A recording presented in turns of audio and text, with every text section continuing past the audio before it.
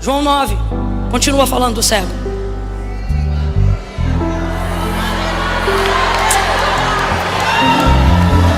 Então tem 3 coisas aqui que o Senhor quer que continuemos a ouvir e a falar. Diz assim o texto, e você já conhece, só vamos refrescar a memória. Quando Jesus ia passando, viu um homem. Viu quem? Viu quem? Olha para mim, milagres não são para anjos, são para homens. Ser humano, é na nossa fragilidade que Deus opera. O poder do Senhor se aperfeiçoa na nossa força, gente. É aonde? Isso não é uma poesia, isso é uma verdade. É a realidade de como Deus se manifesta. Então para com esse complexo de inferioridade. Quando Jesus ia passando, vírgula, viu um homem, vírgula, cego de nascença. E os discípulos perguntaram: Rabi, quem pecou? Este ou seus pais para que nascesse cego? Jesus respondeu: nem ele pecou, nem seus pais, mas isto aconteceu para que se manifestem nele as obras de Deus. Devemos fazer as obras daquele que me enviou enquanto é dia. A noite vem quando ninguém pode trabalhar. Enquanto eu estou no mundo, eu sou a luz do mundo. Tendo dito isto, cuspiu na terra, fez lodo com a saliva e aplicou nos olhos do cego. E disse: vai, levanta-te, lava-te no tanque de Siloé. Nunca mais eu vou falar de Siloé, só estou lendo aqui. E o cego foi, lavou-se e voltou vendo. Não, parece até que você ouve isso todo dia. Você está maluco? Eu vou ler de novo. O cego foi, lavou-se e voltou vendo. É milagre, rapaz. Então os vizinhos e os que dantes o tinham visto a mendigar começavam a perguntar: não é este o que andava ou o que vivia assentado pedindo esmolas? E alguns diziam que era ele, outros diziam: parece com ele, mas ele mesmo dizia: sou eu. Eu gosto dele. Eu gosto dele. Ele não troca de calçada, ele vai para cima. Perguntaram-lhe então: como pois se abriram os teus olhos? E ele respondeu: o homem chamado Jesus. Aleluia! Aleluia! O homem chamado Jesus fez lodo, untou-me os olhos e me disse: vai ao tanque de Siloé, lava-te. Então eu fui, lavei-me e pude ver. Vai comigo para o versículo 24 para a gente encerrar a leitura. Chamaram então pela segunda vez o homem que dantes havia sido cego e disseram a ele: dá glória a Deus, porque sabemos que este que tu dizes que te curou é pecador. E respondeu ele dizendo: se é pecador eu não sei, uma coisa eu sei. Aleluia! Meu Deus! Uma coisa eu sei. Você vai sair daqui com essa certeza de que ninguém pode validar a tua experiência. Você que sabe. Você que sabe. De uma coisa eu sei, que eu era cego e agora eu vejo. Oh glória! Diga amém por essa palavra. Senta dando glória a Deus. Aleluia. Aleluia. Aleluia. Eu quero que você entenda que Jesus não viu um cego, Jesus viu um homem. E eu vou repetir isso 3 vezes porque eu não quero que você esqueça disso nunca mais. Jesus não viu um cego, Jesus viu um homem. Jesus não viu um cego, Jesus viu um homem. Jesus não viu um cego, Jesus viu um homem. Jesus não vê um cracudo, Jesus vê um menino. Jesus não vê uma prostituta, Jesus vê uma mulher. É isso que Jesus vê. Jesus consegue nos olhar acima das máscaras, dos karmas emocionais, dos traumas. Melhor dizendo, fiquei com o karma que Eduardo falou aí. Os discípulos me influenciando, está repreendido. Os traumas. Jesus vê a gente por cima dos traumas, além dos traumas, através dos traumas. Jesus vê a gente por trás de tudo isso. Jesus consegue ver a menina que foi abusada por cima do abuso. Jesus consegue ver isso. Jesus consegue ver o homem honesto que está atrás do cara que está endividado. Jesus consegue ver. Jesus vai ali na Cracolândia, você só vê cracudo, Jesus só vê gente. Jesus olha para onde a gente olha, mas não vê como a gente vê. Você se lembra de Samuel?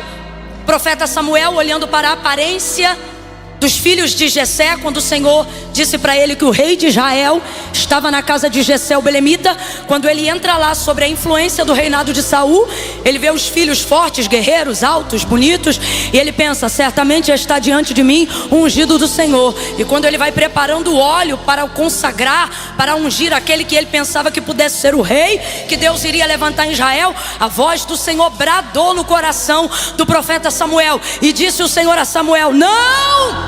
A nenhum desses eu tenho escolhido. Samuel, não te atente para a aparência, não olhe para a estatura. O homem só olha o exterior e ele julga de acordo com o exterior.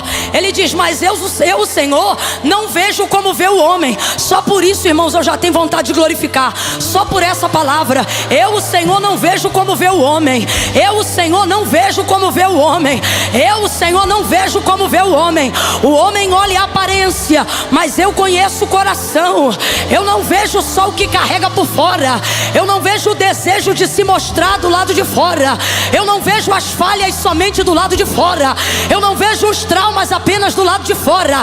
Eu não vejo o reflexo que aquilo que te fez mal causou em você e você carrega até hoje. Ele está dizendo, eu garimpo, eu vejo atrás do filtro, eu encontro atrás da máscara. Eu sei porque que você é rabugento.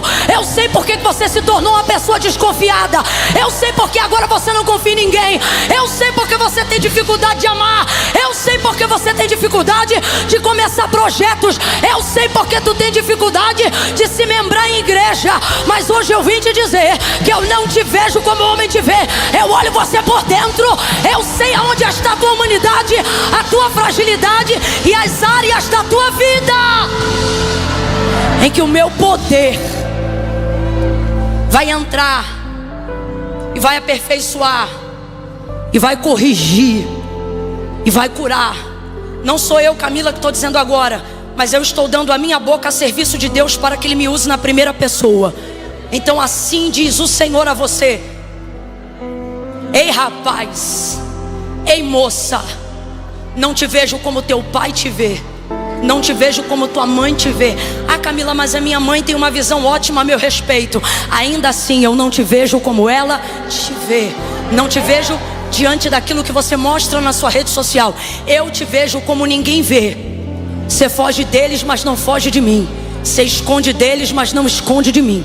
Você mente para eles, mas não mente para mim.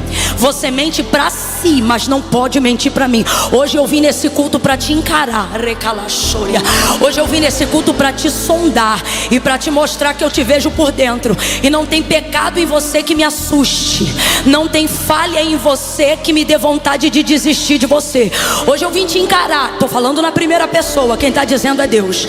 Hoje eu vim aqui para poder te dizer que tudo que você tem amontoado, escondido e ocultado, não me choca e não me escandaliza. Eu estou indo para dentro do teu interior e vou revelar para a sociedade a tua humanidade. Só que tem uma coisa: quando tua deficiência for exposta, quando o teu pecado for confessado e quando tu se sentir vulnerável, não pense que a tua deficiência é o teu fim, porque aquele cego era deficiente. Por isso o Espírito de Deus está falando conosco. Ah, irmão, a deficiência não é nascer com algum problema congênito apenas, não. Davi falou da pior deficiência, Jeremias falou da pior deficiência que o homem carrega, e ambos disseram a mesma coisa quando disseram assim: em pecado fui gerado e em pecado me concebeu a minha mãe. Veja, não há nada que deforme mais o homem do que o pecado. Todos pecaram e destituídos foram da glória de Deus. O que nos enfeia é o pecado, o que nos faz falhar é o pecado, o que tira de nós a força é o pecado, o que não deixa a gente orar como deveria é a culpa pelo pecado ou a consequência do pecado. O pecado nos afasta de Deus, o pecado nos enfraquece, o pecado rouba de nós o ânimo, o vigor, o pecado retira de nós a autoridade para exercer o poder de Deus. Tudo isso o pecado faz. Então aonde está a maior deformidade? No pecado. Aonde está a maior deficiência? No pecado. Por isso Davi orava e ele dizia: lembra que eu sou pó, eu sou pobre e sou pecador, mas ele dizia: o Senhor cuida de mim. Em pecado fui gerado e em pecado me concebeu a minha mãe. A verdade é essa, mas Paulo vai trazer uma resposta quando ele escreve a carta aos Romanos, e ele vai dizer: miserável homem que sou, quem me livrará do corpo desta morte? Mas ele não termina dizendo isso, ele termina dizendo assim: mas graças dou a Jesus Cristo, meu Senhor e Salvador. O que ele está dizendo? O pecado começa até em mim, mas ele termina sendo eliminado pelo Deus que ocupa a minha vida. Por isso eu tenho tantas falhas. O bem que quero fazer não faço, o mal que não quero esse faço. Eu me sinto um miserável, mas graças dou a Jesus Cristo nosso Senhor. O que ele está dizendo? Quando vivo eu, vive o pecado em mim, mas quando eu vivo Deus, vive o triunfo do pecado que está em mim. Por isso agora não vivo mais eu, mas Cristo vive em mim. Paulo está dizendo: toda a deficiência de caráter, de espiritualidade e até física pode ser curada em Jesus Cristo, desde que você não tenha medo da confissão, desde que você não tenha medo da exposição, desde que você não tenha medo de ficar vulnerável. O que tem impedido a cura de muitos? A reputação. Eu vou falar porque eu quero ver se você me ouviu. O que é que tem impedido muitos de viverem a cura? O quê? O quê? Tua reputação ultimamente tem valido mais do que o valor que você dá ao seu caráter. Contanto que você fique bem na foto, você vai resolvendo internamente. E eu nunca vi tratamento profundo contra fragilidades, erros e falhas sem que houvesse uma exposição mínima. Eu não estou dizendo que você tem que ir para o Facebook escrever se sentindo triste, se sentindo pecador, cair tal dia e tal hora. Não é isso que eu estou dizendo. Só que tem que haver confissão, porque a Bíblia diz que aquele que confessa e deixa alcança misericórdia. A lama que Jesus usa para curar a vida daquele cego é a mesma lama que também o expõe. Você já parou para pensar que Jesus não jogou água, Jesus jogou lama? Isso é um nível de denúncia, um nível de exposição. Fala para mim, aquele homem ficou vulnerável ou não ficou? Ficou, gente, com todo respeito. Mas o cara já era cego, agora ele é cego e sujo. Isso é vulnerabilidade. As pessoas hoje querem ser curadas sem que a sua perfeição seja tocada. Minha reputação não pode ser tocada. Importa mais o que a internet diz de mim do que o que o meu pastor sabe de mim. Importa mais o que a internet diz de mim do que Deus sabe quem eu sou. Importa mais o que os outros dizem a meu respeito do que o testemunho que eu gero dentro da minha família. É por isso que tem gente que só quer ouvir do lado de fora, ou seja, só quer ouvir quem pode emitir uma opinião superficial a seu respeito, só quer andar com gente que não conhece e só quer conviver com gente que não tem intimidade. Por quê? Porque se depender do testemunho interno, você tem tudo lá, menos reputação. E a verdade é que o processo de cura traz um nível de vulnerabilidade. Eu não vou nem falar só da exposição para quem está numa situação mais difícil. Vou falar para os outros que talvez não tenham nenhum pecado de queda moral, mas que não podem ser tocados na sua perfeição. Você já pensou se esse cego chegasse para Jesus e perguntasse: o que o Senhor jogou em mim? Foi lama. E ainda dissesse: com cuspe. Foi feita com água não, foi feita com cuspe. Se esse cara não entende quem fez isso, não o que ele usou, mas quem fez, não é o que ele usa. Deus usa de coisas para nos levar a um caminho de cura que no auge da nossa teologia, mas distantes da nossa intimidade, nosso primeiro comportamento para manter a reputação seria dizer: Deus não dá nisso. E ainda tem os defensores do Deus não envergonha ninguém. É meu sonho achar esse versículo na Bíblia. meu sonho. Só que Deus nos trouxe aqui nessa noite para dizer: a cura que você procura está no processo que você rejeita. E faz parte de todo o processo. Eu tenho minha vida, você tem a sua, cada um aqui tem a sua. Só que há uma coisa em comum entre todos os processos. E o que? Se vai haver honra, se vai haver cura, se vai haver testemunho, haverá quebrantamento. Haverá necessidade de subordinar o espírito. Haverá necessidade de você ficar temporariamente vulnerável. Relacionamentos paternos e maternos não vão ser curados com língua estranha. Vão ser curados quando o pai tiver coragem de baixar um pouquinho a reputação e pedir perdão para o filho, e reconhecer que errou em algumas coisas. Mas a autarquia paterna não admite vulnerabilidade diante do filho, porque a escola dos teus pais ensinou que filho se quebra na pancada. Só que você pertence a outra geração, e nesta noite o Senhor está te dizendo: vulnerabiliza você, fica vulnerável você, que eu quebranto ele. A gente não quer ficar vulnerável, a gente não quer ser acessível, a gente quer ser íntimo de todo mundo pela internet. Sabe qual é o motivo principal? Cada um se acessa quando quiser e aonde quiser, e não aonde não quer.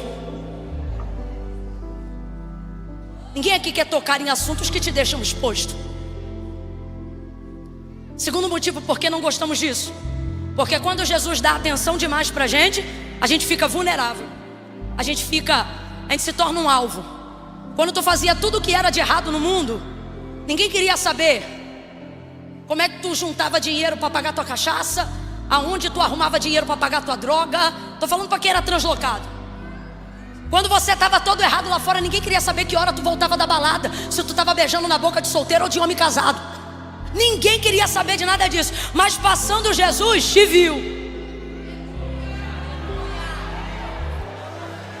E o olhar dele tem um poder que a gente não imaginava. Qual, Camila?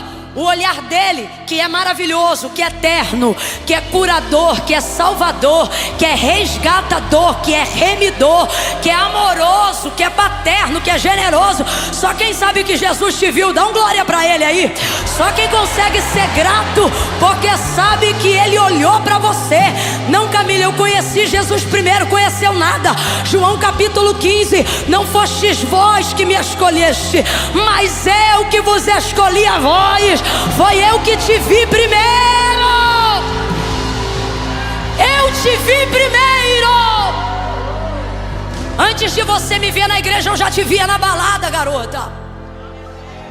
Antes de você me ver na igreja, eu já te via tentando tomar remédio para se matar no banheiro, moleque. Tu acha que foi tu que me viu? Eu já te vejo. Você não está aqui porque me viu, você está aqui porque eu te vi. Então ele passa, quando ele passa ele olha. Quando ele olha, não é só ele que olha, veja. Quando ele passa e olha, só ele vê o que ninguém vê, amém? Mas quando ele passa e olha, todos passam a olhar.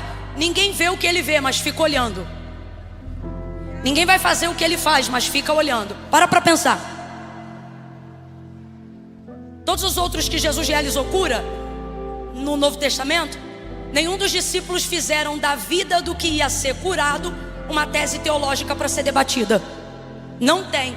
Isso só acontece em João 9, com esse cego de nascença. Ocorre que quando Jesus para e fica olhando ele, isso chama a atenção dos discípulos, porque eles não entendem porque aquele homem, que na visão deles é tão somente um cego, recebeu tanta atenção de Jesus. Jesus estava passando e parou, olhou, viu e ali ficou. Completa para mim, por favor. Ali ele ficou ali olhando. Então os discípulos começaram a perguntar: Rabi, quem pecou? Ele ou os seus pais para que nascesse cego? Olha para o teu irmão e fala assim: nada a ver. Não, você não falou. Olha para o teu irmão e diga: nada a ver. Nada a ver, nada a ver. Isso era só especulação. Olha para mim. Tu acha de verdade que eles estão preocupados com a vida do cego? Então nada. o cego só virou motivo de especulação porque ele atraiu, abre aspas, demasiadamente, fecha aspas, a atenção de Jesus. Por que eles não fizeram perguntas sobre outras pessoas que tinham deficiência? Por que eles nunca fizeram essas perguntas quando estavam a sós com Jesus, tendo oportunidade para conhecerem melhor a lei, os profetas e a revelação da graça? Mas não. Agora que Jesus parou para olhar o cego, começa a enquete, começa o debate, começa as perguntas. E aparentemente quem vê alguém perguntando o que eles estão perguntando, pode até pensar que eles estão interessados na vida do cego, mas não estão não. O que eles estão tentando entender é qual é o interesse de Jesus na vida desse deficiente. Eu quero que você entenda isso. Duas coisas acontecem quando você tem a atenção de Jesus. A primeira é a melhor do mundo. Qual? Saber que ele está parado na tua. Mano, fala sério. Só quem já entrou numa rua depois de um culto como esse e sentiu os demônios fugindo. E não é por causa da tua estatura, nem pelo que tu tem na conta. Não, é porque você entrou e todo mundo percebeu. O mundo espiritual percebeu. Olha lá quem vem com ele, quem anda com ele, olha lá. Olha lá quando é que ele vem, olha lá. Saiu de cabeça baixa e tá voltando pra casa dando rajada de língua estranha no meio do caminho. Aí o povo olha, não vê relevância. Você não tem milhões de seguidores no Instagram, você não é uma pessoa bombada no YouTube, você ainda está pelejando um lugar de estabilidade financeira na sociedade, mas você tem um respaldo que não vem de você, mas tem a garantia de quem respalda. Há um senso de empoderamento. Não é arrogância não, é revestimento, é poder do alto. As pessoas olham e elas dizem: eu percebo que você tem algo diferente. E todo crente responde: é Jesus, é Jesus. Ele olha para mim, ele come comigo, ele senta comigo. Quando eu durmo, ele fica acordado me olhando. Ele anda comigo no ônibus, ele vai comigo a pé, ele anda comigo de carro. Desde que ele parou e me viu, nunca mais ele deixou de me olhar. Eis que não tosquenejará, nem dormitará o guarda de Israel. O Senhor é quem te guarda, ele é a tua sombra, a tua direita. Por isso o sol não te molesta de dia, nem a lua de noite. É ele quem te guarda, ele guarda a tua entrada, ele guarda a tua saída, desde agora e para sempre. Jesus me viu. Isso é maravilhoso, amém ou não amém? Amém ou não amém? Isso é maravilhoso, essa é a parte boa, mas vem uma outra parte. O olhar de Jesus não atrai só a sua comoção, a sua curiosidade, a sua alegria, a sua cura, porque tudo isso o olhar de Jesus atrai. É Jesus olhar pra gente, a família começa a consertar, a vida começa a melhorar, o pecado começa a sair, a deformidade começa a desaparecer, a vida santa começa a entrar, o poder de Deus começa a se manifestar. Eita glória! Essa é a parte boa. Mas qual é a outra parte, Camila? A outra parte é essa aí que esse homem está vivendo agora. Quando ele te olha, ele atrai para você mais atenção do que você gostaria de ter. O que isso significa? Significa que se Jesus te olhou, mais gente que nem te notava, que nem sabia da tua existência. Lembra daquela galera que quando o teu nariz estava encharcado numa fileira, não queria nem saber com o que tu pagou? Essa gente agora passa a sair mais cedo de casa só para ver se consegue acompanhar onde tu vai. Gente que quando tu estava com a vida perdida, sem esperança, sem rumo, gente que não te mandava um WhatsApp, mesmo que você ficasse 7 dias sem aparecer em determinado lugar, essa gente começa a pipocar. Agora não se espante. Sabe quem mais pipoca? Quem anda com Jesus. E eu vim pregar a verdade, que eu não sou de mentira. Os primeiros que mais ficam inquietos e começam a especular sobre a sua vida são os que andam com Ele.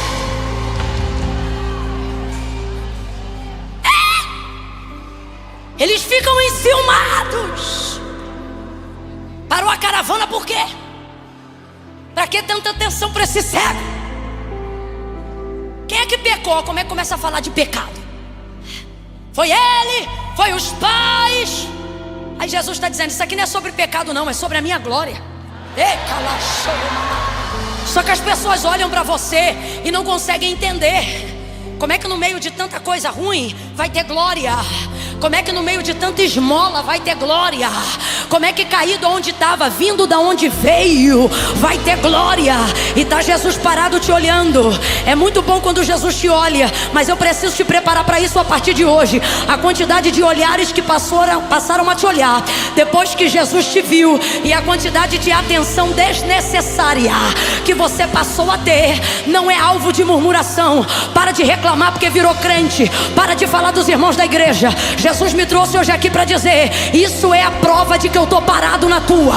Eles só falam de você porque estão vendo que eu não parei de olhar para você. É por isso que de um tempo para cá tu é a conversa do almoço, e depois que o culto acaba eles comem pizza com seu nome, e eles falam de você continuamente. É você no almoço, é você na janta. Eles não jantam a comida, eles jantam você, dizendo porque Jesus escolheu ele, porque escolheu ela. Ela já estava no terceiro divórcio, a outra trabalhava na zona, ele era órfão, viúvo, o outro se perdeu, aquele era um pecador, aquele era um devedor, e agora está no altar, agora está pregando, agora está dizendo que é crente. Isso é por causa de quê? Jesus está dizendo: a especulação não é por causa de você, é por causa de mim. Eles olharam para mim e viram que eu estou vendo você. Então pare de reclamar. Se tem profeta aqui, levanta a mão direita o mais alto que puder, bota a esquerda na mesma altura. Bota agora, abre os braços, bota a mão no ombro do vizinho, bota a mão no ombro do vizinho e diga: pare de reclamar. Não é você, é Jesus. Jesus tornou tua vida mais interessante do que a vida deles. É o poder, é o poder do olhar do... Ele me viu, ele me viu, Jesus me viu. Você não viu, mas ele viu.